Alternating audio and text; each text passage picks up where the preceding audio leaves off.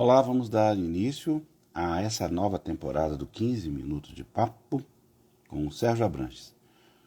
O- a- vai ficar, vai ficar em silêncio um minuto, que eu vou convidar o Sérgio para entrar, viu, gente? Não incomoda não. Oi, Capuzo, um minutinho.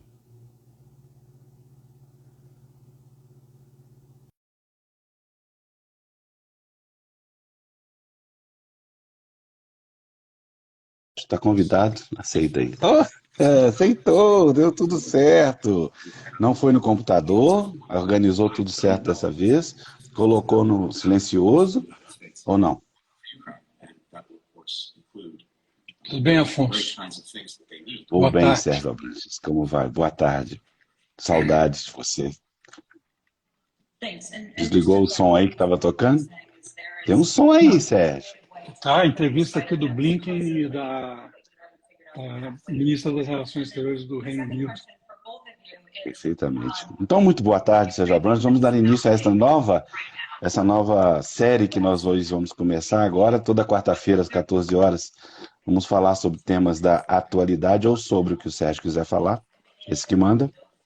E essa edição fala sobre a Ucrânia. Faz uma pergunta, né, Sérgio? A Ucrânia tem chance? Essa que é o tema do nosso assunto. Vamos lá? Pois é, vamos lá. Olha, boa tarde a todas as pessoas que estão aí de volta e as que chegaram agora.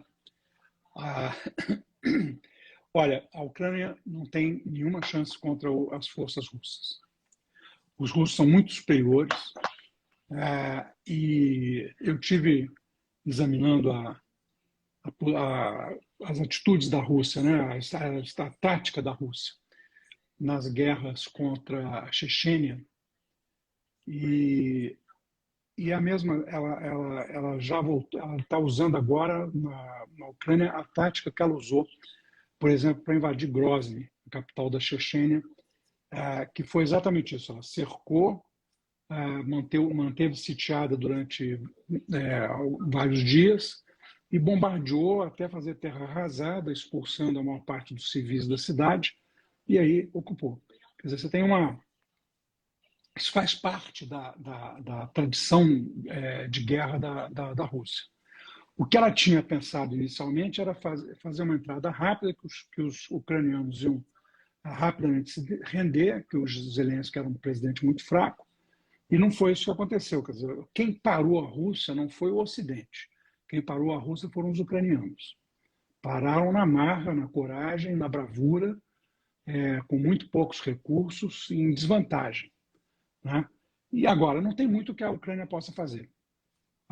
E a atitude da OTAN e dos outros aliados da OTAN, os países que não fazem parte da OTAN, mas que estão aliados, tipo a Austrália, Nova Zelândia, Japão, é, é contraditória. Né? O que, na verdade, que aconteceu foi que a Rússia na, deu um checkmate na Ucrânia, na Ucrânia não, na OTAN, com um movimento muito agressivo que ela fez de início. Quando ela começou a invasão geral da Ucrânia, e não apenas do que eles estavam imaginando, que seria ali a parte dos separatistas, né? no, no, Separatistas. na Donetsk, que é a parte ali sul da Ucrânia, mas ele, na verdade, foi muito adiante. Né? E está fazendo um trabalho de arrasa quarteirão, quer dizer, ele está usando a infantaria com bombardeio pesado. A infantaria pesada são os tanques, os porta-canhões, né? E a aérea, mas ele está usando menos bombardeio aéreo do que seria de se esperar, e está usando muito a infantaria pesada, quer dizer, põe os tanques e os lança-mísseis de terra próximos ali de uma cidade e começa a bombardear a cidade, né, destruindo tudo. Aí está fazendo isso agora, nesse momento, com Mariupol, que é uma cidade importante para ele. Ele está arrasando a cidade e abriu um corredor para as pessoas, para os civis poderem sair para a própria Rússia, e vai arrasar antes de entrar com as tropas. Então, tem tem uma característica já essa guerra, que é o fato de que ela passou a ser uma guerra de brutamontes, né? Quer dizer, já não é mais uma coisa puramente estratégica. E o Ocidente não pode fazer não pode fazer nada militarmente, porque foi tão agressiva a atitude da Rússia que a OTAN, se entrar, é uma declaração de guerra à Rússia. E aí tem o perigo nuclear. Então, quer dizer, foi exatamente fazer uma imagem aqui para vocês. Quem já viu filmes de Hollywood sobre distopias nucleares, tem aquele negócio que o cara levanta, né, abre a tampinha da coisa, levanta Tampinha e levanta aquela alavancazinha assim, e põe o dedo. alavancazinha, põe o dedo, né? Quer dizer, o que a Rússia fez foi isso. Ela mostrou o gatilho nuclear e disse assim: agora vamos ver quem tem coragem de apertar isso aqui primeiro, né? E aí ela fez uma ameaça adicional. Tinha feito aquela ameaça falando, né, de que não se atrevam a intervir na minha operação, porque aí vocês vão ter consequências nunca vistas na história. Quer dizer, evidentemente a frase era uma frase de ameaça nuclear, mas o que ela fez de adicional foi atacar e ocupar a central nuclear de Zaporizhia. Não Chernobyl, porque Chernobyl está 30 anos parada. Ela É não tem uma ruína. não tem nem risco, porque 30 anos de arrefecimento, ela já não tem material nuclear tão perigoso. Tem, porque o lixo atômico ele existe por 450 anos, 350 anos, dependendo do tipo de enriquecimento. É, Mas tem muita mística sobre os subterrâneos lá.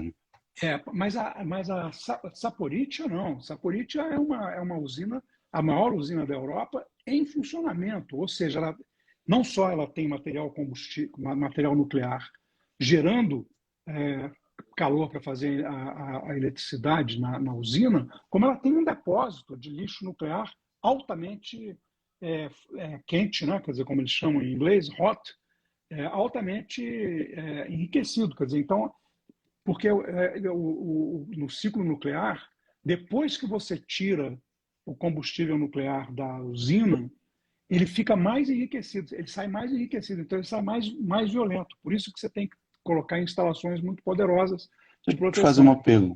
pergunta sobre isso, Sérgio.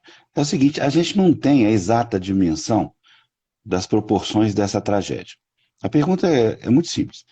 Caso exploda, em que medida isso pode atingir a Europa ou até mais? Qual é a proporção disso? Atinge a Europa, Afonso. Atinge a Europa, porque a Ucrânia está na fronteira da Europa, está na Europa, e aí o que acontece é que o regime de ventos ali naquela região leva a poeira nuclear, a nuvem nuclear para a Europa. Então, na verdade, é a mesma coisa que um ataque nuclear. Entendeu? Quer dizer, e tem isso, quer dizer, ainda tem a ameaça de que a Rússia tem bombas nucleares táticas, que são bombas de poucos megatons, pequenininhas, que fazem um estrago danado e produzem uma nuvem atômica também. Então, um vazamento naquela região ali da Ucrânia ameaça a Europa. E o que acontece é o seguinte: eu botei no meu site, quem entrar, quiser ver, entra lá, eu botei um mapa da distribuição das usinas nucleares, o mapa da própria gestora das usinas nucleares que existem lá na Ucrânia. Elas vão ali de perto de Zaporizhia, que fica perto de Mariupol, e vão até perto da Polônia. Então elas fazem um marco no mapa da Ucrânia. Aí, ó. Tá vendo? Essas coisas aqui, essas usinas aqui, elas saem aqui para quem está de frente da tela, né, da direita, e vão até a esquerda lá em cima. Todos esses pontinhos vermelhos são usinas nucleares. Então, essas usinas estão na rota de avanço das tropas russas e do bombardeio. Então, E isso pode dar uma reação em cadeia, é claro, né? Exatamente, pode dar. O Otávio está falando que foi assim a Chernobyl, e que ameaçou a Europa. Então, essa é uma situação de muito perigo atômico, né? O gatilho nuclear é real, ele não Qual a é diferença entre o azul e o vermelho que você pôs ali, Sérgio? como azul Não e estou vermelho. conseguindo ver. Um bolinha Não, vermelha e bolinha azul. não. Só tem bolinha vermelha, que são Ah, as tá. usinas, tá? Tem uma coisa assim mais no eixo Ali, ó. vertical lá em cima, né? Que é apenas a sede da empresa da gestora, mas os pontinhos é que são a coisa. Então, quer dizer, o gatilho nuclear segura a OTAN. Tanto que qual é a discussão que está tendo lá essa agora, né? O Blinken está aqui falando, acabou de não responder uma pergunta, né? Olha aqui, vão dar ou não vão dar avião? Ele disse, isso é uma decisão de cada um dos É, países, etc. E tal. é a pergunta. Mas não vão dar, tá certo? Quer dizer, não vão dar. A Polônia disse que mandava os aviões para a Alemanha, para os Estados Unidos darem para a Ucrânia. Disse, mas como assim? Você fica aí na fronteira da Alemanha, da Ucrânia, dá logo. Quer dizer, É besta, né? não querem se envolver, tá certo? Quer dizer, agora mesmo a secretária, a ministra das Relações Exteriores do Reino Unido, disse que a gente ainda pode tirar todo o sistema financeiro da Rússia do sistema SWIFT. Quer dizer, até as sanções são parciais. Então, a Ucrânia está sozinha. Então, a resposta é a seguinte: não tem chance. Então, como é que resolve isso? Só tem uma saída, não tem saída boa. Tem uma saída trágica, que é a Rússia destruir Kiev, ocupar e ficar com a Ucrânia para ela. Esse é o plano íntimo do Putin. Ele tem um texto dele impressionante, em que ele fala o tempo todo sobre como é que a Rússia nasceu da Ucrânia, em Kiev, né? E como é que eles são um povo só. Quer dizer, a ideia dele é de Eu vi unificação isso. da Rus, né? Da velha, que ele chamou de velha Rússia. Então, para evitar isso, a única saída é diplomática. E a saída diplomática começou a ser armada nas últimas 48 horas, porque o Xi Jinping, que, como eu não sei se todo mundo sabe, mas na China a regra é a seguinte: quando o chefão fala, é que a coisa vai acontecer. Antes falam os subordinados, aí falava o ministro das Relações Exteriores, o Wang Yi, mas ele não fala, o Xi Jinping estava calado. Agora ele falou, e numa reunião com o Macron e com o Scholz, ele disse que a China está triste com essa guerra, que é um absurdo, vamos encontrar uma saída diplomática. Então eles estão trabalhando numa saída diplomática. Vai haver um encontro entre o chanceler da Rússia, Sergei Graslov, e o da Ucrânia, que é Dmitro, eu não me lembro do sobrenome dele, e o Zelensky hoje deu sinais de que ele está disposto a aceitar as condições que a Rússia fez. Quais são as condições? Neutralidade constitucional da Ucrânia, que significa que não entra nem para a OTAN, Não entra nem na para a OTAN. União, nem na União Europeia. O reconhecimento das províncias que a Rússia reconheceu recentemente como independentes, dos separatistas, né, de Donetsk e a outra que eu esqueci o nome aqui agora, e a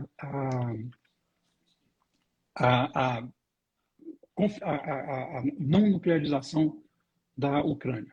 Essa é uma concessão meio fora de propósito, porque a Ucrânia já assinou o tratado de não ser o tratado de não proliferação de armas Das armas nucleares, no qual nucleares. ela se compromete a não se nuclearizar.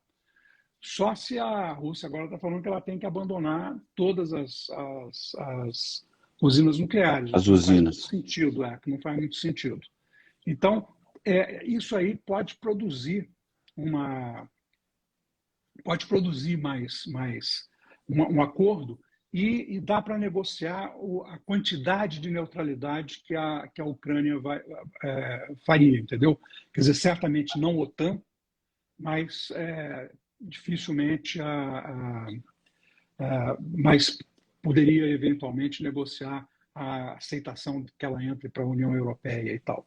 Mas ainda leva Certo. muito tempo. Isso é uma coisa de longo prazo, a União Europeia. Não tem. Mas, O Gustavo está perguntando aqui se vai ser oposição interna ao Putin. Ninguém sabe. A Rússia está completamente sob censura. O Twitter, o Facebook pararam de funcionar na Rússia. A imprensa está toda sob controle. Ele fechou todas as mídias independentes. As agências, eu tenho assinatura, eu recebo a notícia de duas agências independentes russas, elas estão sem capacidade de produzir notícias internas sérias e repressão assim brutal. Ele já prendeu mais de 6.000 pessoas por conta dos protestos que acontecem lá, sobretudo em São Petersburgo. Então, não tem oposição possível. Né? O Putin é um autocrata totalitário e ele tem um domínio absoluto, e inclusive sobre os oligarcas. A ideia de que os oligarcas vão ser capazes de minar ele lá não vai dar, não. Entendeu? Quer dizer, não, eles já correram todos, saíram os oligarcas todos. estão na mão dele. Os oligarcas estão na mão dele. Ele sabe que, entendeu? Quer dizer, ele tem informação.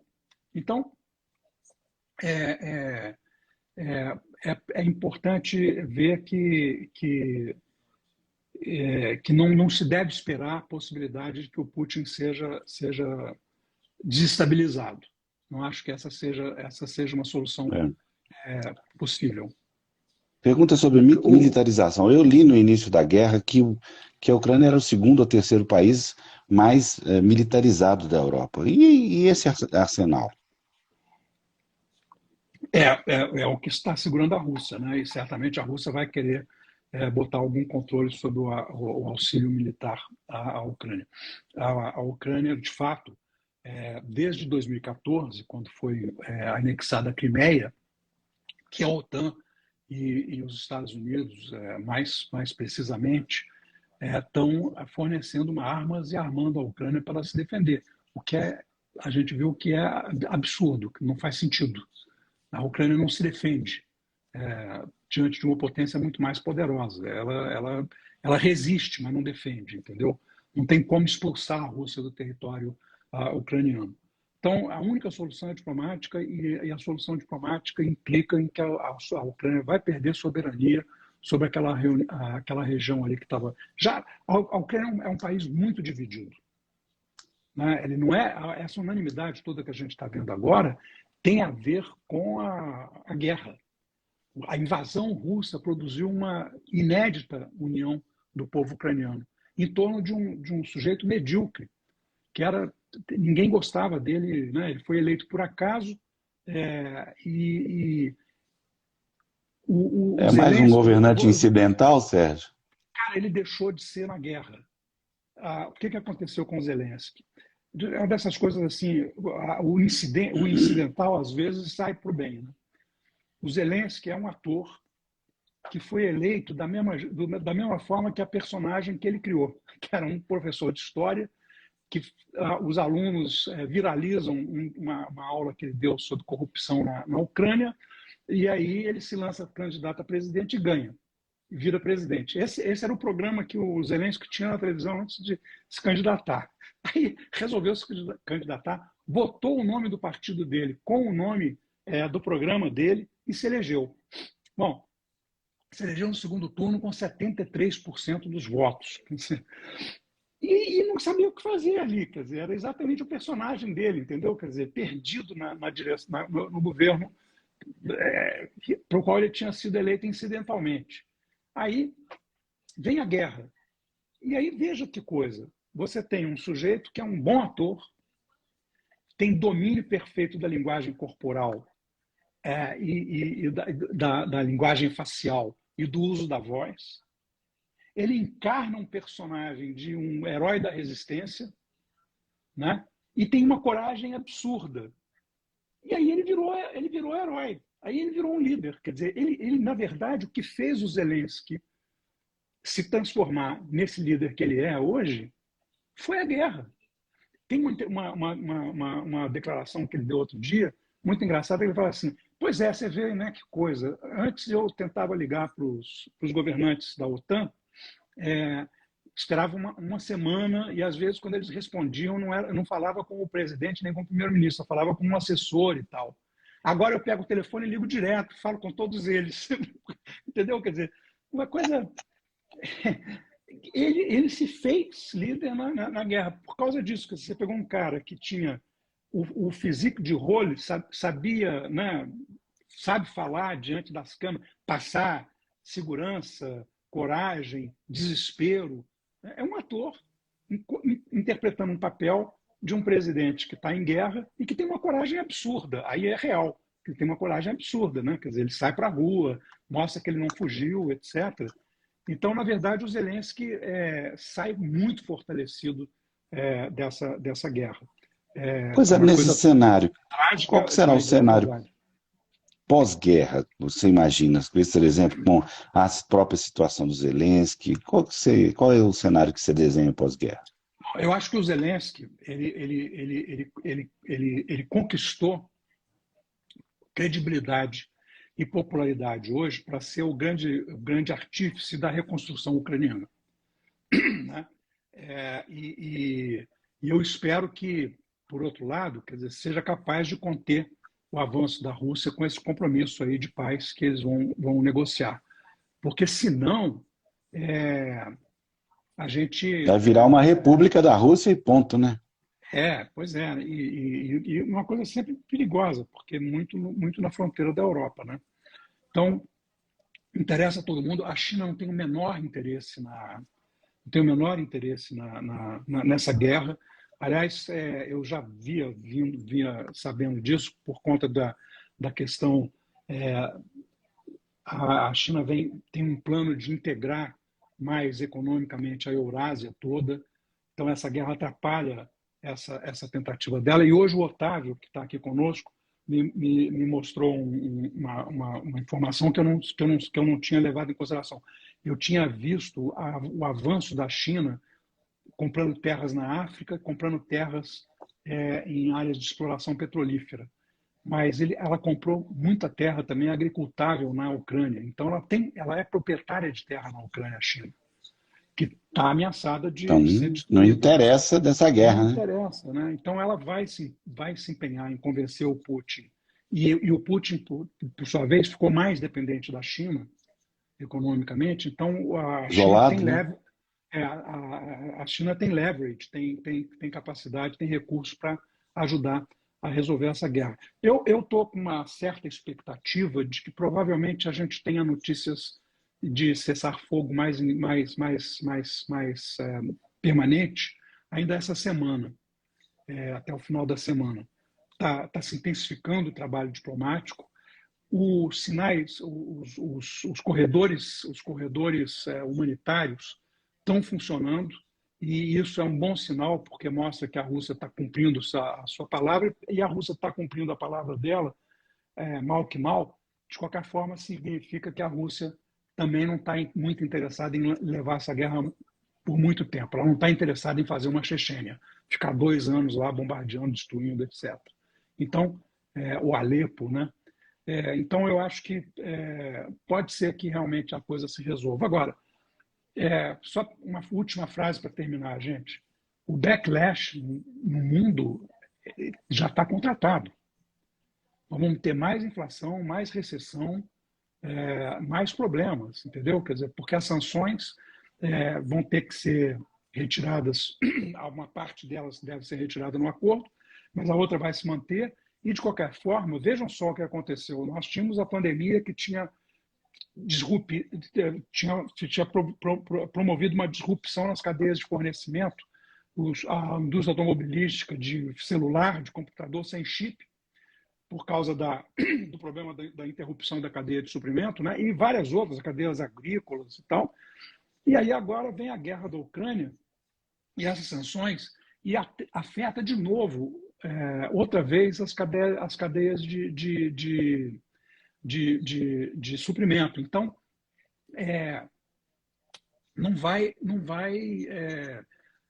ter vida fácil para a economia real no futuro, no curto prazo, né? Entendeu? A gente contratou já um problemaço para esse ano, talvez para o primeiro semestre do ano que vem, no mínimo. Agora, o Otávio tem razão, o mercado hoje está mais calmo porque ele está começando a vislumbrar a possibilidade do acordo de paz. Então, ele já está botando no preço que vai ter paz. Né? Se não tiver, vai ser uma tragédia, mas ele também está... Tudo indica que sim, Serginho, os principais consultores do mercado financeiro global de risco, né, e de estratégia de política estão dizendo que vai ter paz, que vai ter um acordo, que vai ter uma saída diplomática, então é possível que as coisas se ajeitem mesmo. tá. Para finalizar, eu queria que você fizesse uma análise da posição da imprensa. Olha, a imprensa tá meio, ela ainda não se encontrou na cobertura, né? Eu acho, por exemplo, que a Globo News está meio perdida, com muito comentarista e pouca reportagem mesmo, né? Isso tem a ver com o fato de você não ter uma equipe boa de correspondentes de guerra, né? E a CNN Brasil está se dando bem por conta da CNN Internacional. Quer dizer, Internacional, a gente tem. na hora que ela vai para para a parte de cobrir a guerra, quem cobre é a CNN Internacional, não é ela, tá certo? Quer dizer, então, peraí que entrou automaticamente um som aqui que está me atrapalhando. Esse posicionamento das empresas. Ela usa a parte internacional, né? Por outro lado, quer dizer, é evidente que, por exemplo, eu vi de vez em quando na Folha comete aquelas coisas, aqueles folhismos dela, né? A Folha com esse negócio dos dois lados. Cara, esse doisladismo de certos órgãos da imprensa brasileira é um negócio absurdo, porque... Negócio binário não dá certo, de lado nenhum. Entendeu, cara? O problema é o seguinte, tem uma regra de dois lados? Tem, que é o seguinte, se eu e você entrarmos numa controvérsia que se tornar pública, tem os dois lados, tem que ouvir você e tem que me ouvir. Agora, se eu estou dizendo que um miliciano é assassino, não tem que ouvir o miliciano, pô. Tá certo? Quer dizer, é assassino e pronto. Né? O bandido não tem que ser ouvido. Você ouve pessoas de bem. Né? Duas empresas em controvérsia, em conflito, você ouve os dois lados. Dois políticos em conflito, um Estado e o governo federal, você ouve os dois lados. Agora, você não ouve dois lados numa guerra em que um cara invadiu um país soberano de forma sangrenta e brutal. Não tem que ficar olhando qual é o lado russo. O lado russo é o pior lado, não tem dúvida. O Putin é o agressor. Né? E aí, uma parte, o doisladismo fica criando problema, né? Tentando ver E aí tem as coisas assim, né? Por outro lado, você também não pode achar... Tem muita coisa errada, né, nessa cobertura. Né? E aí também na rede. Por exemplo, teve dois problemas na imprensa de televisão e eu tive problema na rede, nas redes digitais, porque as pessoas não são capazes de separar o realismo da análise política, que é necessário. Quando você vai fazer uma análise política, você tem que ser realista. Não adianta eu chegar aqui e dizer para todo mundo, olha, vai dar tudo certo, a Ucrânia vai ganhar, o Putin vai perder e a Rússia vai virar uma democracia. Isso não vai acontecer.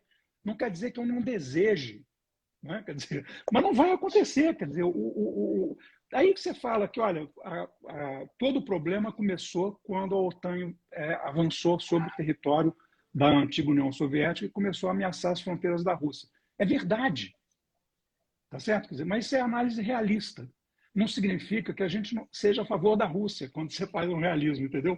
E as pessoas não entendem. Aí, por outro lado, chamam um cara que estava estudando na Rússia, é professor na Rússia, um brasileiro, chama ele para dar uma entrevista, para falar sobre o lado russo. Aí ele começa a falar do lado russo, eles cortam e ofendem o cara, porque o cara está falando do lado da Rússia. Mas, pô, não foi perguntado, não significa que ele está a favor da Rússia.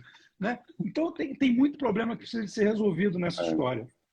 Porque, né, quer dizer, mas é o seguinte, quer dizer, ninguém estava esperando essa guerra, ninguém se preparou para cobrir essa guerra, exceto aquelas emissoras que são, sobretudo a imprensa internacional, americana e europeia, que tem permanente, como eles têm interesses estratégicos, os correspondentes internacionais são daquele tipo, né? Tem pessoas notáveis. Tem uma jornalista da CNN Internacional chamada Clarissa Ward, que é impressionante. Ela tava numa praça no Afeganistão, em Cabul, quando os americanos saíram, as tropas americanas, e foi ameaçada com metralhadoras pelos talibãs. E ela lá, no meio da confusão. Agora ela está lá na Ucrânia, em área de bombardeio, cobrindo. Quer dizer, isso aí dá uma outra visão para a imprensa internacional, né, para essa imprensa. Mas a gente precisa de aprender, que a gente está ficando grande, então a imprensa tem que investir nesse tipo de jornalismo, tem que investir no jornalismo investigativo, tem que, pois é, tem que investir em correspondente estrangeiro de qualidade, de peso, né? Você tem, por exemplo, o Guga Chakra, é um bom analista, um bom correspondente, tem alguns bons. E a CNN Brasil tem alguns também. Mas a gente precisa de investir mais nisso, porque o jornalismo precisa de se preparar para cobrir esses imprevistos. Nós estamos na era do imprevisto. Sem querer fazer propaganda. Sem querer fazer já fazendo, né? Já fazendo. Então falando em já fazendo, Sérgio, eu recebo agora a informação do seu editor, Rodrigo Lacerda, dizendo que está decidido, o seu livro vai sair em maio. Então, gente, falando tanto de ficção, eu estou falando de uma não ficção, que é o romance O Intérprete de Borboletas. Você confundiu tudo, Afonso. Nós estamos aqui na não ficção e você acabou de falar da ficção.